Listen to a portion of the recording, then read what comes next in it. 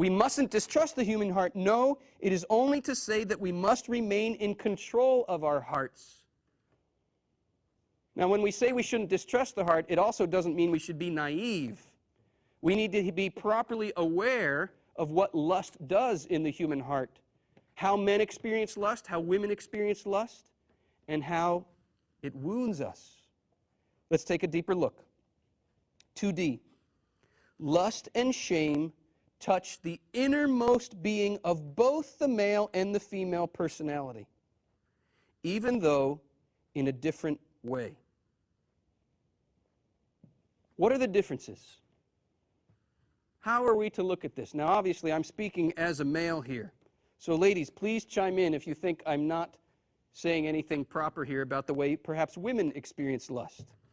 But I once saw a greeting card, somebody mailed it to me, they knew I'd get a kick out of it, that I thought summarized pretty well the differences of the male and female personality here and how lust has twisted things up.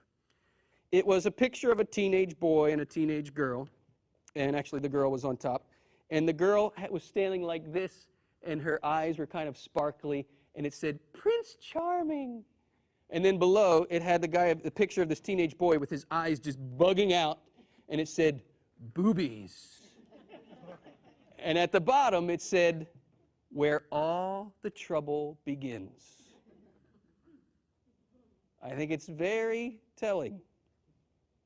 Maybe we've heard the expression, and I think it holds true for the most part, that men will use love in order to get sex, and women will use sex in order to feel loved.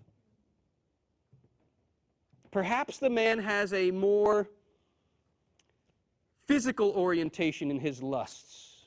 Perhaps a woman has a more emotional orientation in her lusts. Men typically do not read romance novels. Women typically do not look at the kind of porn that men look at. There's something different here. Now, it doesn't mean that we are inherently corrupt. It doesn't mean that we're utterly depraved. It means something good has gotten twisted, and it needs to be untwisted. And if we're looking at our hearts and we're recognizing how twisted up we've become, remember God's mercy. This is precisely why Christ came into the world. We've all run out of wine, but Christ came to restore the wine in superabundance. 2E. If lust and domination prevail in the man, the desires that the woman directs towards him can assume and do assume an analogous character. And perhaps at times, the woman's desire precedes the man's desire and even aim to arouse the man's desire. What do you think we're getting at here?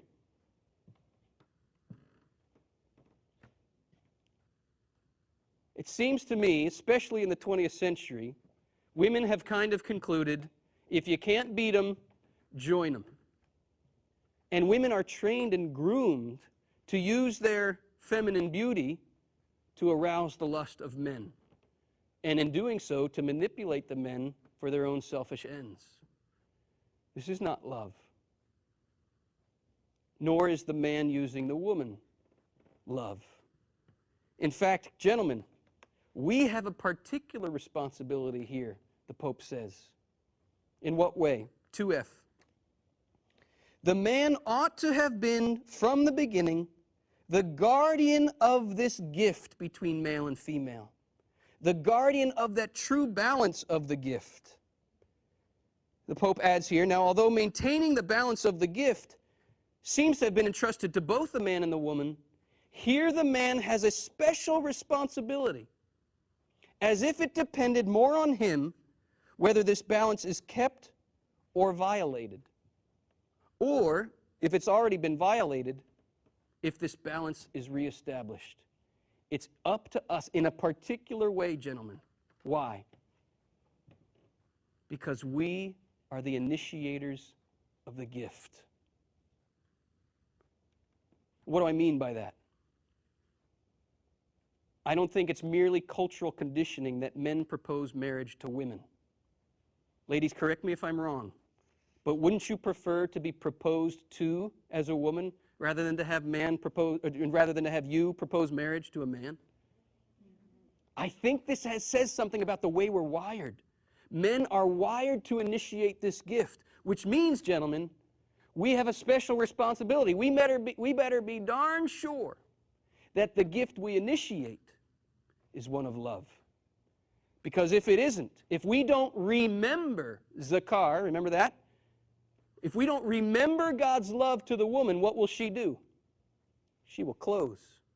Women have antenna for recognizing whether the gift of the man is sincere or not.